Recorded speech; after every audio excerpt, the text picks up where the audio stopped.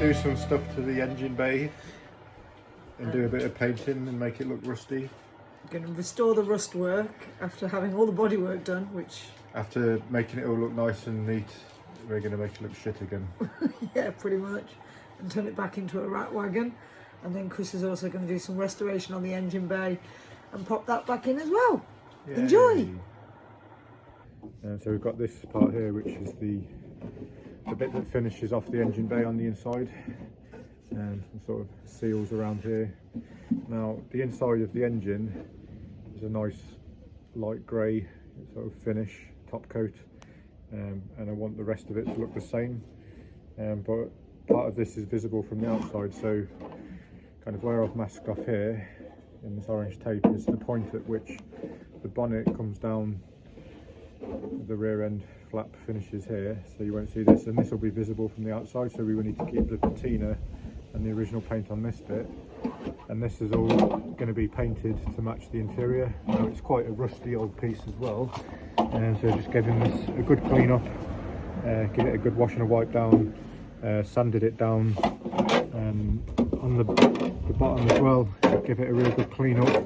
And that is actually the rust converter has been painted all over everything, so it turns that sort of navy blue colour, and certainly going to mask the rest of this off, take this hinge off, and then we'll hit the rest of this with primer, and then we'll spray it to match the inside of the engine bay, and then we'll have a nice neat finish here, and then this will be visible on the outside. So let's get to it.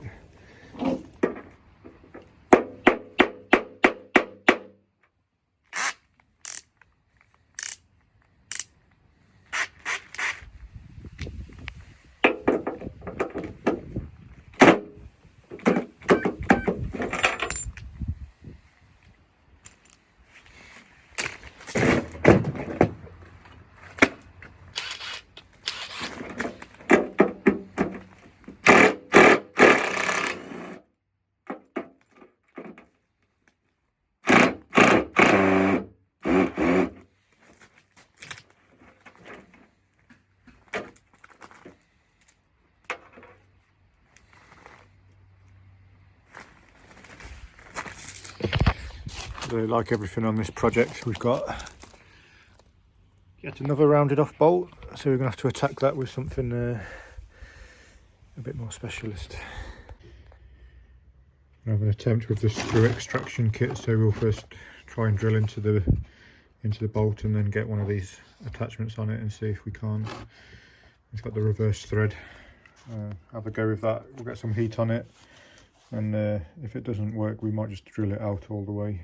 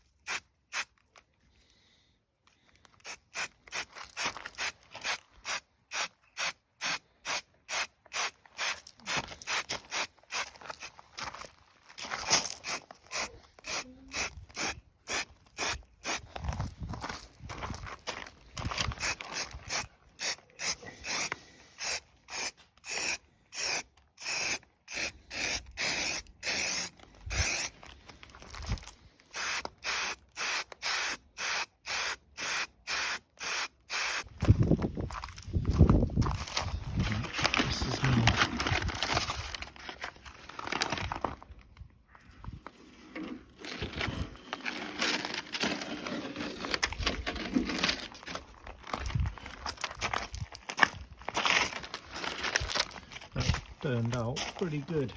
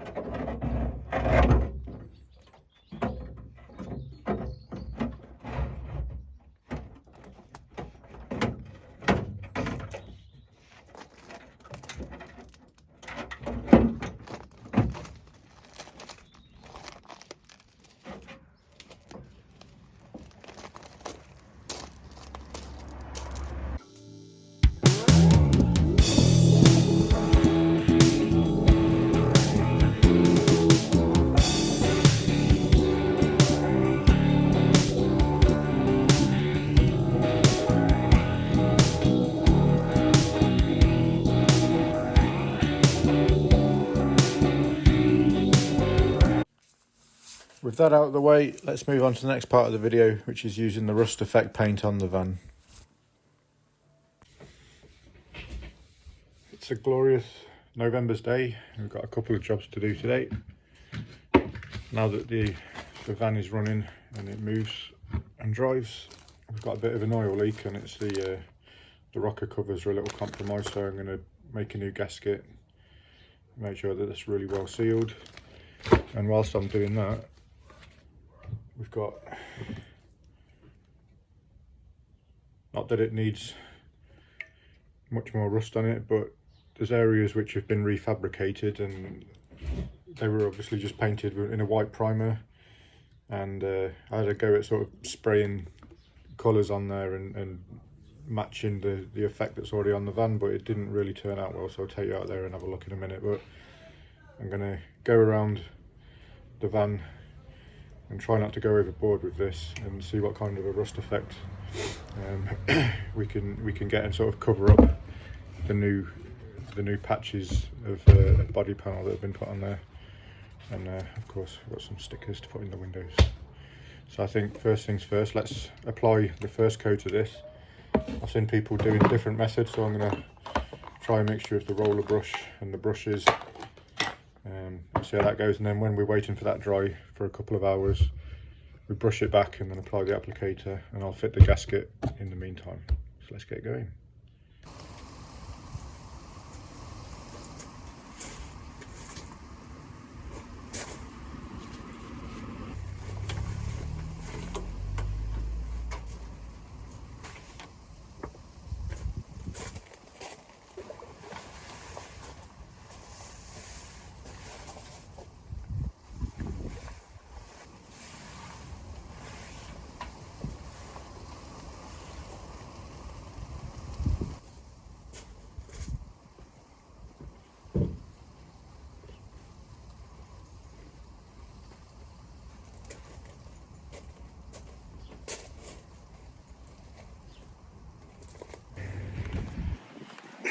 So these are the panels not very happy with. Maybe on camera it doesn't look too bad, but so this was a repair, and the bottom piece was a repair panel, and it was primed, obviously, because it was bare metal when it was done the repair, and then it was primed, so I had to do something with it. And I've had a go at kind of paint matching it with spray cans, so you can see it's been painted yellow underneath because we've got this kind of yellow paint chip theme that goes on all around the vehicle, which looks kind of good. Not too unhappy with that. And then I've used rattle cans and not really had one that matched the colour of the doors underneath. And here I bought a green, and it's not at all close to the green that's on the rest of the van, so it's just kind of ended up with this mess. So what we're going to do is see here someone's used before the rust paint, so I'm going to have a crack at doing some rust effects and try and cover most of that and bring it back to how it looked when we bought it. So I'm going to try not to go overboard with the rust paint and be as subtle as possible. So we'll start doing this side and then see how we feel about it, and yeah, let's give it a go and see what happens.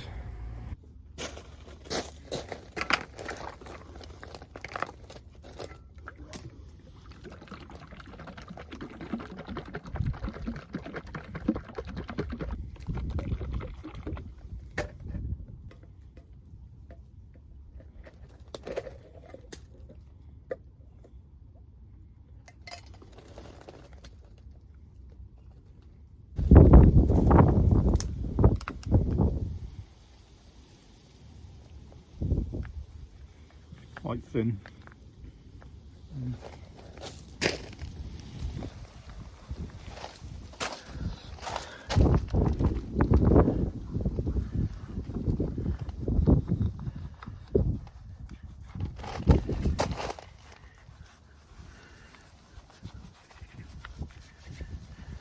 I'll start with the roller,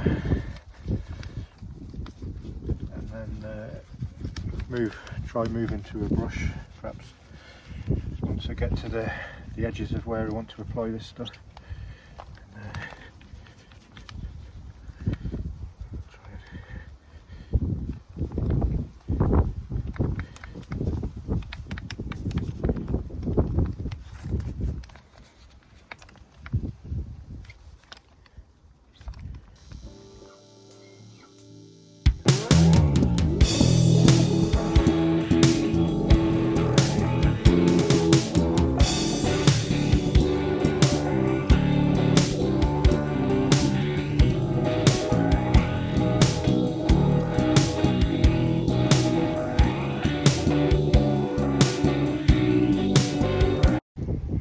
Done the first coat. Kind of don't want any drips, obviously, so wherever there's a drip, we'll turn those into a streak. It's quite thin, so probably gonna have to come back and hit all this again with another coat. It seems to dry very quickly, so. And it's not a particularly dry or warm day. Kind of hoping that it doesn't rain.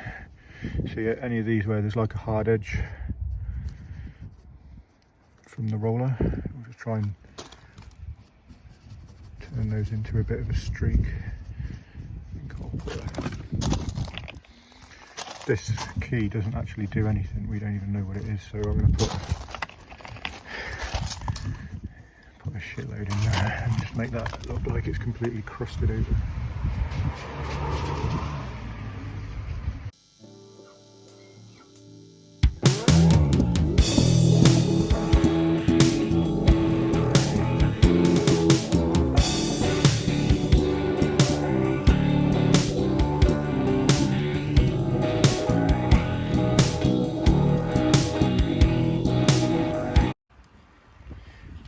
Well, that's 2 coats now. I've done the one side, sort of tried to be selective in the places that I've applied it to make it look representative of what would actually rust. I know it looks kind of obvious now, and that's once I apply the activator, it's going to look really authentically rusty, hopefully. Well, the next stage is to brush that back. It says either using a wire brush or sandpaper. This is the bit that I'm skeptical about, because I feel if I brush it back it's just going to take the paint back off. But, it's this, by the way, I didn't mention what I was actually using. Voodoo Street. To be fair, it's definitely not the best day for it. It's 10 degrees today, which is kind of on the limit of when you should be using it, and it's been raining. So if it doesn't work, it's probably my own fault. But willing to give it a go. So as soon as the weather relents, I'm going to get the sandpaper out and start brushing this back and see what happens, and then apply the applicator. Here's inside after we did the Curus last time. So that was all stripped back and a very liberal coat of Curus, and Michelle's just patching up those sort of compromised pieces now. And then we'll paint the front of the cabin the same like we have in the back.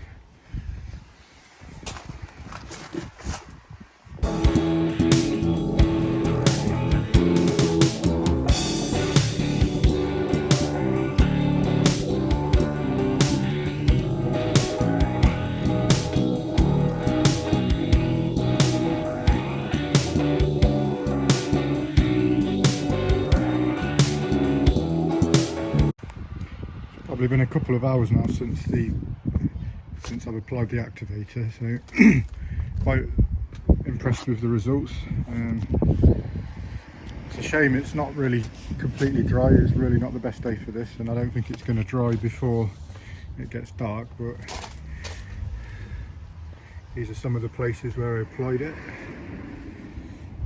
With this you do have to be mindful that it can be very streaky, and you need to kind of go back. I've gone with a wet towel and brushed back a lot of the parts where I didn't want it to be, but I think that's a pretty good result. Look at that. So I can't wait to see it properly dry. It's still a bit darker than it needs to be at the moment just because it's still wet, but so you can see it's drying in places. I'm quite impressed. Very good.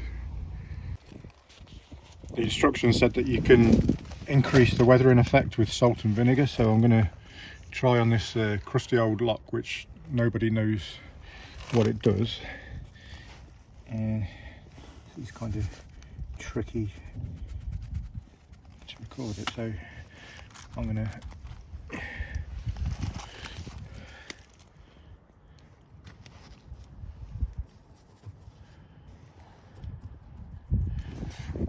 go a bit mad with that and see what that does.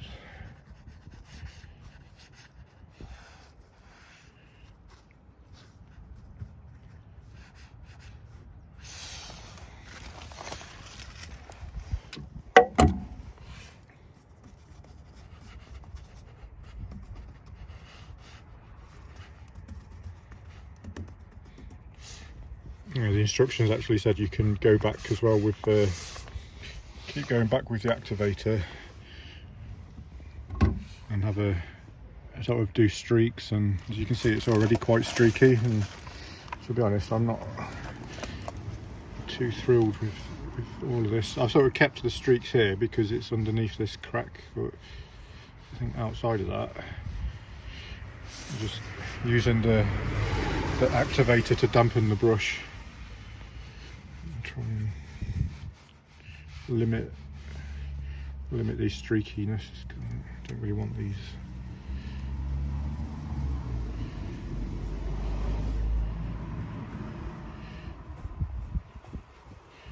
I'll knock that back with a towel.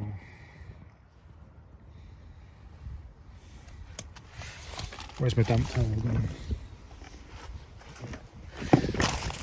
That rag. Does very easily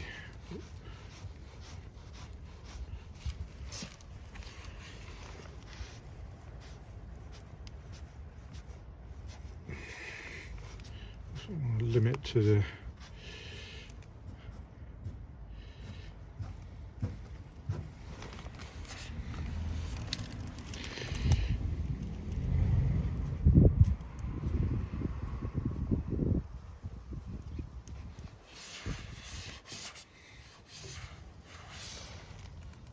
see where there's sort of these kinds of cracks, you get the feeling that that would really do all kinds of crazy stuff, and you'd get like rust streaks and drips. So we've got like more than 2/3 of a tin still, so I'll probably come back and we'll do another coat on a better day when it's a drier, longer day, and do more on the the bottom to give it more sort of intense rust on the bottom and work its way up, and maybe knock back a bit more of this.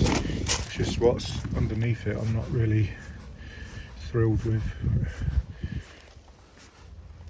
I just want it to look a little bit less uniform.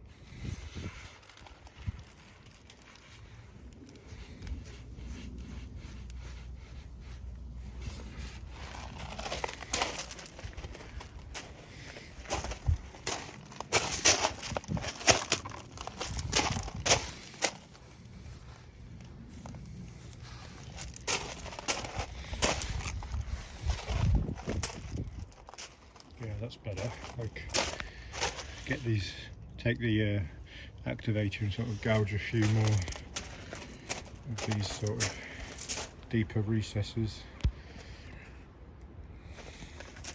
just to make it look a bit less like straight line at the top. I'm not going to play with it anymore for today, so I'm quite happy with where the results are. But yeah, let's wait and see what that does.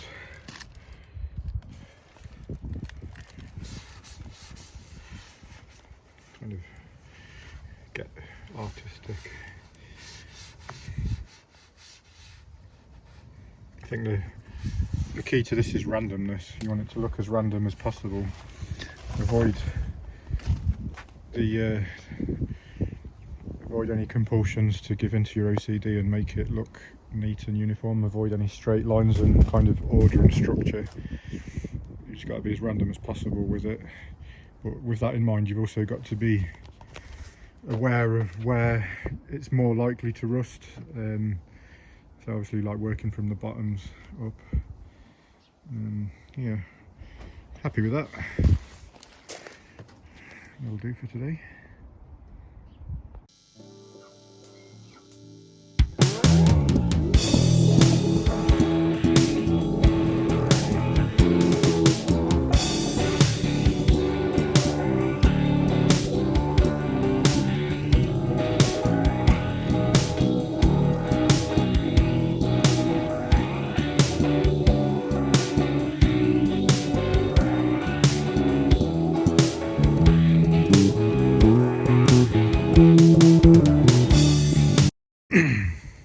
This is more or less the end result with the rust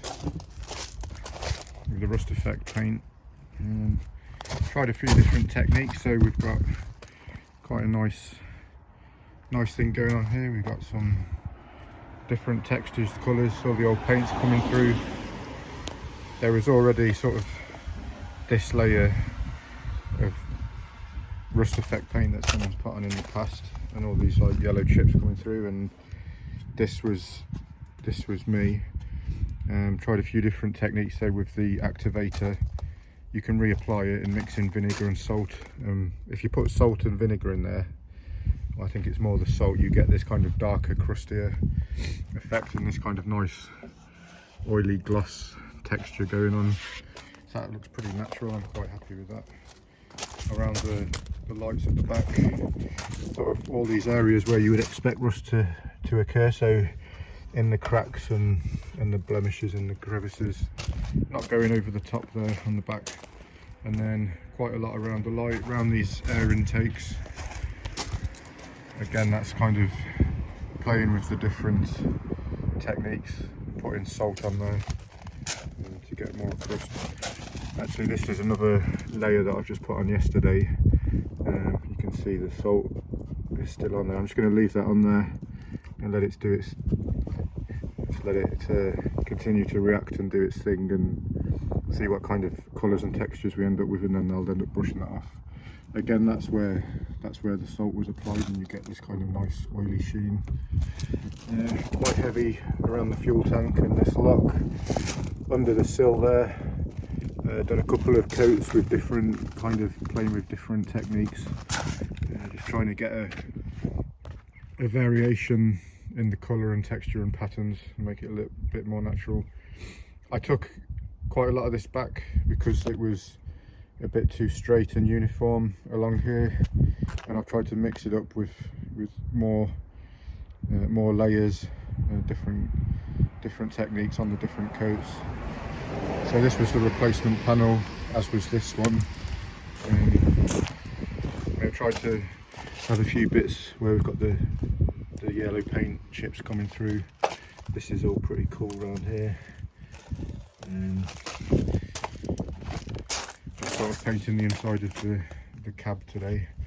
I've just done the backs of the seats, put the seat belt back on. Side door, keeping it relatively subtle, and then on the front, I think this is the best part. That looks really good. Sort of these big crusty patches. I've tried to be as conservative as possible because I really didn't want to go over the top with it, and get the different sort of colours and the darker colour that was on there before. Try and preserve some of this to make it look a bit more natural and less contrived, and sort of weeping from the headlights, and this sort of, that wasn't really intentional, the drip, but I think it can stay for now. It looks pretty cool. This over here, we've had a bit of a ding at some point, all crusty, and then not so much on this side, much more subtle, just around sort of the sills and the arches. And then this was quite a clever effect because you have the handle kind of like where people would be scratching it, so I tried to make it look, as if that was occurring from wear and tear. Generally quite happy with that. I'm probably going to leave it alone now with the rust effect paint. The engine's running nicely, got it with the timing light, got it timed in. It's timed to 10 degrees top dead centre. It seems to be where it wants to run.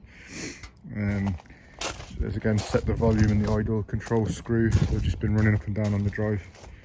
Probably going to slap some insurance on this soon and start using it on the road, but it still hasn't got any electrics. So that's where we're at. All good.